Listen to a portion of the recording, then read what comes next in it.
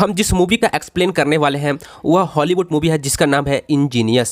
तो कहानी की शुरुआत में दो लोगों को दिखाया गया है जिसका नाम सेम और अल्ट है। दोनों बहुत अच्छे दोस्त हैं और ये दोनों इंटरनेशनल गिफ्ट नाम से एक कंपनी चलाते हैं। उनका ये बिजनेस अभी बहुत छोटा है, इसलिए वे दोनों मार्केटिंग से लेकर सेलिंग तक वे दोनों ही करते हैं। इस प्रोडक्ट को जब मार्केट में बेचने जाते हैं तो उसे रिजेक्शन का सामना करना पड़ता है। फिर उन्होंने इस बिजनेस को छोड़ देते हैं और एक नया प्रोडक्ट डिजाइन करने में लग जाते हैं।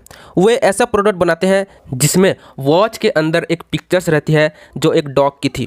दुकान के मालिक इस प्रोडक्ट को पसंद आती है क्योंकि इस वॉच में एक एनिमल की इमेज है। वह सोचता है कि जो भी एनिमल्स लवर होगा इस वॉच को जरूर खरीदेगा। लेकिन बदकिस्मती से मेट को अपना ऑर्डर कैंसिल करना पड़ता है क्योंकि दुकान के मालिक को एक साथ ज़्यादा मात्रा में वॉच चाहिए, जबकि सेम के पास इतना पैसा और माल नहीं है जिससे वह इस प्रोडक्ट को ज़्यादा क्वांटिटी में बना पाए। उसके बाद सेम शॉप में एक लड़की से बात करता है जिसका नाम सिंडा है। सेम उस लड़की को पसंद करता है और उसे डिनर के लिए भी इनवाइट करता है। सेम उस लड़की से बात करते हुए यह भूल जाता है कि वह शॉप में वॉच बेचने के लिए आया है। जब दुकान का मालिक वॉच सेल करते हुए देखता है तो उसे मना कर देता है क्योंकि उसे लगता है कि ग्लोफर के लिए यह वॉच सेम एक अच्छा व ईमानदार आदमी है, पर वह प्रोडक्ट को सेल करने में इतना अच्छा नहीं है। दोनों को बहुत ज़्यादा रिजेक्शन का सामना करना पड़ता है जिसके कारण उनका प्रोडक्ट सेल भी नहीं हो पाता। लेकिन मैट को यकीन है कि उनका प्रोडक्ट इतना फेमस होगा कि हर जगह बिकेगा। इसी उम्मीद से वह हार नहीं मानते और अपने आइडिया में लगा रहते हैं। वह प्रतिदिन काम करते रहते हैं और जब तक कि नया प्रोडक्ट डिजाइन नहीं हो जाता तब तक लगे रहते हैं। उसके बाद मेट एक ऐसे घड़ी बनाता है जो लॉन्ड्री यानी कि सट्टा खेलने वाले के लिए है, जिसमें वक्त देखने के साथ साथ 6 अलग अलग डिजिट के नंबर भी दिखाई देता है और ये मानते हैं कि ये नंबर उस गेमलर के बीच लकी नंबर होगा।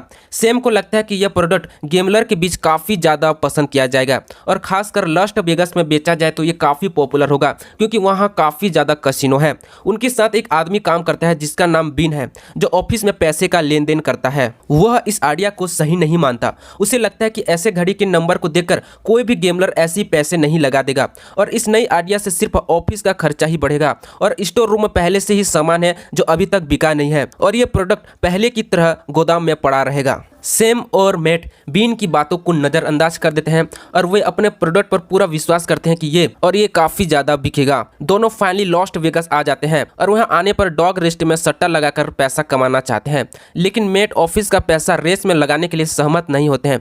इससे उनके ऑफिस का काम जोखिम में पड़ सकता है। लेकिन सेम मेट को समझाने में कामयाब रहा कि वह अपनी पसंद का डॉग रेस जीतेगा और वहाँ से ढेर सारा पैसा कमाएगा। उसके बाद मैच शुरू हुआ और जब उनके पसंद का डॉग पहले स्थान पर आया तो दोनों बहुत खुश हो गए। लेकिन अगले ही दौर में रेस धीमा हो गया और दूसरे का डॉग पहले स्थान पर आ गया। उसके बाद लास वेगास में लौटने के बाद मेट अपने पत्नी के पास चला आया जिसका नाम जीना है जो फ्लाइट अटेंडेंस के रूप में काम करता है। दोनों 7 साल से रिलेशनशिप में हैं। जीना हमेशा अपने पति के बिजनेस में फाइनेंशियल मदद करती रही है ताकि उनका बिजनेस चला सके। हालांकि मेट का बिजनेस खास डेवलप नहीं हो पाया। उनके पति के बिजनेस में वे काफ़ी मदद करती रही है। वह नहीं चाहती कि वापस फिर से गैमलर बन जाए। जीना मेट को बताती है कि उनकी कंपनी उसे अर्ली रिटायरमेंट ऑफर किया है। वह इस ऑफर से खुश है क्योंकि उसे इस ऑफर से $20,000 मिलने वाला है। वह इन पैसों से सारा कर्जा चुकाना चाहती है जब तक कि मेट का बिजनेस खुद से आमदनी न दे। $20,000 सुनकर मेट के मन में लालच आ जाता है क्योंकि उसे इस पैसों की सख्त ज़रूरत है। वह उसे अपने प्रोडक्ट वॉच पर लगाना चाहता है लेकिन उसे उसका आत्मसम्मान ऐसा करने की इजाज़त नहीं देता और वह अपने वाइफ को जल्दी रिटायरमेंट होने से मना कर देता है। वह वादा करता है कि वह जल्द से जल्द सक्सेसफुल होगा जिससे वह बहुत सारा पैसा कमाएगा। एक दिन सब लोग मिलते हैं और बात करते समय सिंडा गलती से डॉग रेस वाली बात बोल देती है जिसे सुनकर जीना निराश हो जाती है क्योंकि मेट ने उसे वादा किया था कि वह कभी भी गैम्बलिंग में पैसा नहीं डालेगा। वह अपने पति से ठगा हुआ महसूस करती है। इसके बारे में मेट कहता है कि ऐसा करने के लिए मजबूर किया गया था ताकि वह ऑफिस के लिए अपना पैसा इकट्ठा कर सके और ये सभी चुकाने के लिए तुमको और परेशान नहीं करना चाहता हूँ। और बताता है कि अभी नया प्रोडक्ट बनाया है लॉन्ड्री वॉच, ये बेस्ट सेलर होगा। इसे सुनकर जीना के गुस्सा थोड़ा शांत हो जाता है और कहती है कि आगे से ऐसी गलती नहीं होनी चाहिए वरना उसे छोड़कर चली जाएंगी। उसके बाद मेट ने अपने प्रोडक्ट को सेल करने के लिए एक बूथ लगाया जिसमें उन्होंने सेम के गर्लफ्रेंड मिंडा को बुलाया ताकि उनके द्वारा प्रोडक्ट को देखने और जानने के लिए अधिक से अधिक लोग आए। लेकिन कोई भी विजिटर उनके प्रोडक्ट को देखने नहीं आता। इसे देखकर सिंडा भी काफ़ी निराश हो जाती है। वे सोचती है कि दिन भर इस प्रोडक्ट को बेचने के लिए समय दिया लेकिन कोई भी विजिटर नहीं आया। थोड़ी देर बाद न्यूकिन नाम का एक आदमी आता है जो खुद को टीवी एडवर्टाइजिंग वाला बताता है। उन्होंने अपने कंपनी इंटरनेशनल गिफ्ट को फ्री एडवर्टाइजमेंट स्लॉट ऑफर करता है ताकि उनका प्रोडक्ट कई लोग टीवी के जरिए जान पाए। लेकिन मैट इस आदमी को ऑफर को ठुकरा देता है क्योंकि मैट इसके बारे में नहीं सोचा था और न्यूकिन एक अजनबी व्यक्ति था जिसको वे नहीं जानते थे। उनका ऑफर मना करने के बाद न्यूकिन हार नहीं मानता और उनका कॉन्टैक्ट डिटेल देकर चले जाता है। उसे यकीन होता है कि मेट अपना मन बदल लेगा और एक दिन जरूर आएगा। इधर मेट अपने इन असफलताओं से काफ़ी निराश हो जाता है। ये लॉन्ड्री वॉच उनके हिसाब से गलत है, इसमें उनको सिर्फ नुकसान ही होगा। मेट की फाइनेंशियल कंडीशन भी बहुत ख़राब हो गई है। उनको बैंक से लोन लेने का भी ऑप्शन नहीं है क्योंकि बैंक ऐसे कंपनी को लोन नहीं देता जो दिवालिया होने के कगार पर है। तभी सैम को एक आइडिया आता है कि कंपनी की फाइनेंस में हेरफेर कर दिया जाए ताकि बैंक उसे लोन आसानी से दे सके, पर इस बात को बीन ने रिजेक्ट कर दिया क्योंकि ये गैर कानूनी है। मेट घर आता है और जीना को बताता है कि उनका बिजनेस जल्द बंद होने वाला है क्योंकि उनके पास ऑफिस के लिए सिर्फ 2 महीने का रेंट ही भरने का पैसा है। जीना मेट को शांत करने की कोशिश करती है और उसे सजेस्ट करती है कि वह अपने भाई के पास चला जाए और उनके यहाँ काम करे, लेकिन मेट ऐसा करने से मना कर देता है। वह चाहता है कि वह अपना बिजनेस फिर से चालू करे और उन्हें बहुत ज़्यादा उम्मीद है कि वह सब ठीक हो जाएगा। वह कहता है कि उनके पास ज़्यादा पैसा होता है। वह कहता है कि उनके पास अगर ज़्यादा पैसा होता तो वह डॉग वह ज़्यादा क्वांटिटी में बना पाता और उनका मार्केटिंग भी करता जिसे इजीली पेंट शॉप में बेच सकता था। इस वजह से मेट जीना से फिर से पैसे मांगता है। जीना मना कर देती है क्योंकि उसे डर है कि वह लोग कर्ज में डूब जाएंगे। इस बात की कोई गारंटी नहीं है कि उनके वॉचेस बिक जाएंगे। मेट फिर से जीना को रिक्वेस्ट करती है। आखिरकार जीना मान जाती है और उन्हें पैसा दे देती है। पैसे मिलते ही मेट सैम से मिलने जाता है। उसे डॉग वॉच की ज़्यादा क्वांटिटी में बनाने के बारे में बताता है। ये सुनकर सैम भी खुश हो जाता है क्योंकि उनको भी अपना बिजनेस फिर से ट्रैक पर लाना रहता है। पर सैम इससे पहले कहता है कि वह पैसे ब्लैक जैक में लगाएगा ताकि वहां से वह पैसे डबल कर सके।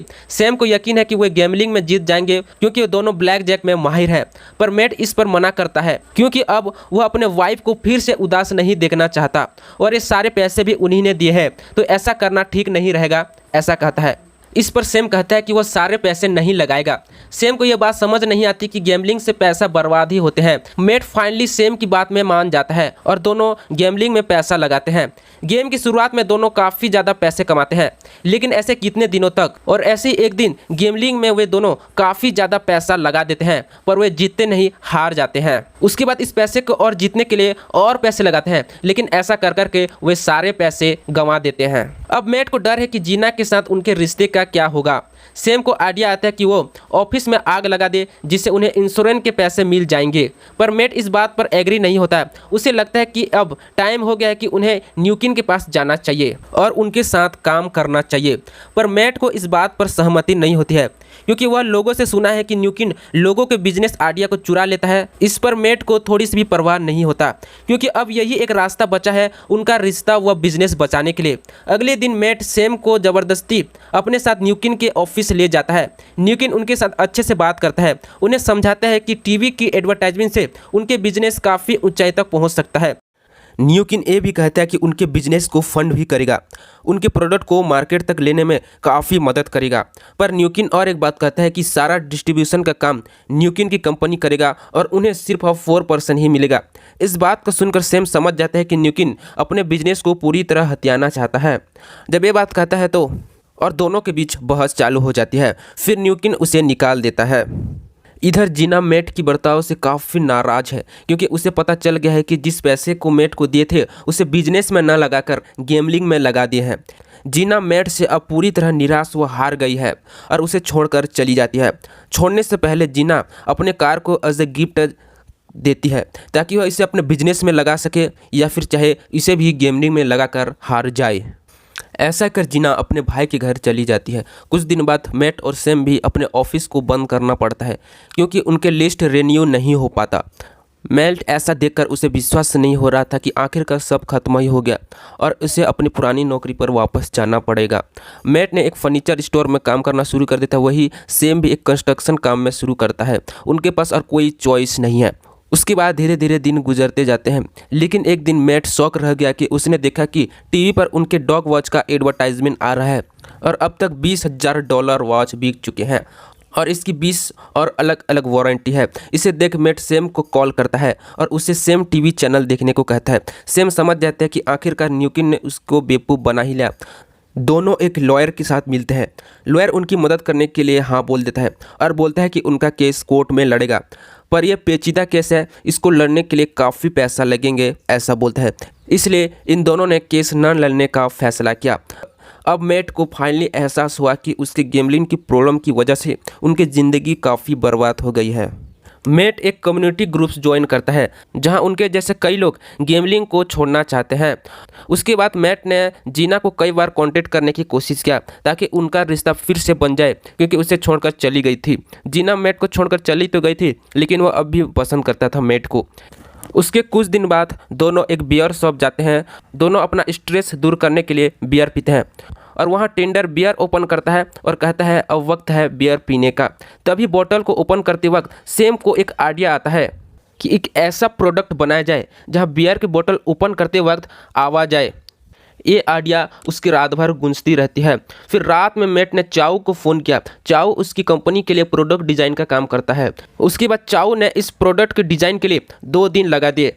फाइनली मैट इमीडिएटली प्रोडक्ट दिखाने के लिए सेम को घर बुलाता है। सेम भी मैट को देखकर हैरान रह गया क्योंकि वह अजीब तरह से बात कर रहा था। उसके बाद मैट ने सेम को बियर बोतल ओपन करने के लिए कहता है। बोतल को ओपन करते हुए इसे एक आवाज़ आती है, लेट्स टाइम फॉर बियर। यह आवाज़ सुनने के लिए कोई बटन भी दबाना नहीं पड़ता। यह देख सेम हैरान रह जाता है और दोनों फाइनली यह देखकर खुश हो जाते हैं कि उनके पास एक ऐसा प्रोडक्ट है जो उनके दिन बदलने वाला है। और उसके कुछ दिनों बाद इसके 5000 यूनिट के ऑर्डर भी आ चुका है, पर उनके पास प्रोडक्ट बनाने के लिए पैसा ही नहीं है। पर सेम हार नहीं मानता और मैट को बिना बताए जीना से मिलने चले जाता है और जीना को बियर ओपन प्रोडक्ट के बारे में बताता है। उसने चुपके से जीना के बैग में प्रोडक्ट को डाल देता है। जीना इस प्रोडक्ट को पायलट को दिखाता है जिसमें उसको बहुत पसंद आता है और उनके प्लेन में जितने भी दोस्त थे वे सभी इस प्रोडक्ट को काफ़ी पसंद करते हैं। कुछ दिन बाद जीना अपने काम से रिटायरमेंट ले लेता है और सेम और मैट को बुलाता है और कहती है कि उसका प्रोडक्ट हर किसी को बहुत पसंद है। उनके प्रोडक्ट को फाइनेंस करना चाहती है और ये पैसे उसे रिटायरमेंट लेने की बात आया है, पर वह एक कंडीशन रखती है कि वह प्रोडक्ट का तीसरा हिस्सा वे स्वयं रखेगी। सेम इस बात पर एग्री नहीं करता है क्योंकि जीना और मैट एक साथ हो जाते हैं तो आगे उसका प्रॉफिट शेयर बढ़ जाएगा। इस पर जीना कहती है इस बार सिर्फ बिजनेस के बारे में सोच रही हूँ, मैट के बारे में फिर कभी बात करेंगे। फिर सेम जीना की बात को मान लेता है और दोनों प्रोडक्शन शुरू कर देते हैं। सेम अपने दोस्त जो बार टेंडर में था उसकी आवाज़ को रिकॉर्ड करने के लिए स्टूडियो जाता है और रिकॉर्ड करने के बाद उस आवाज़ को चाऊ को भेज देता है चाइना। फिर उसके बाद इस आवाज़ से बड़े लेवल का प्रोडक्शन किया जाता है। आखिरकार उनका प्रोडक्ट तैयार होकर आ गया। सभी बहुत खुश थे। उन्होंने अपने प्रोडक्ट को ट्राई किया, पर बदकिस्मती से प्रोडक्ट से जो आवाज़ आ रही थी वो बहुत बेकार थी। उन्होंने सारे प्रोडक्ट को चेक किया, उन सभी प्रोडक्ट में बेकार आवाज़ निकल रही थी। मैट ने मिस्टर चाऊ को फ़ोन किया। चाऊ ने अपनी जिम्मेदारी समझकर सारे प्रोडक्ट को वापस ले लिया। इस बार मैट स्वयं चाइना गया और प्रोडक्ट पर काम करवाया और अब जो आवाज़ सुनना चाहता था और उससे निकल रहा था वे सभी प्रोडक्ट के आवाज़ को सुधारा और वापस चाइना से आ गया। फिर फाइनली उन्होंने उस प्रोडक्ट को सेल करने लगे। इस पर सिंडा और जीना भी साथ दे रहे थे। उसके बाद जो भी उनके पास आते उस प्रोडक्ट को दिखाने लग जाते। शुरुआत में कई लोग सिर्फ देखने में ही इंटरेस्ट थे, कोई भी खरीदना नहीं चाहता था। तभी उनके पास एक खिलौने की दुकान का मालिक आता है। उसने 220 यूनिट का ऑर्डर दिया और अचानक उनके स्टोर पर भीड़ लगना चालू हो गया और इस सफलता के बाद बहुत सारे ऑर्डर आते ही रहे थे और ऑर्डर भी काफ़ी बड़े बड़े क्वांटिटी में था। लेकिन मैट को इस प्रोडक्ट को और बेहतर बनाने की सोच रहा था, इसलिए उसने अपने प्रोडक्ट को थॉमस हेंसन की आवाज़ में निकालना शुरू किया, जिसके बाद उसके प्रोडक्ट और तेज़ी के साथ बिकने लगे। इस तरह सभी फाइनेंशियली हालत से सुधर गए और यहाँ पर मूवी समाप्त हो जाती है। तो दोस्तों यह मूवी कैसी लगा हो कमेंट में ज़रूर बताइए। वीडियो अच्छी लगी तो लाइक और चैनल को सब्सक्राइब जरूर कर दीजिए। मिलते हैं ऐसे नई amazing motivational movie explanation video के साथ। तो आज के लिए इतना ही। थैंक्स।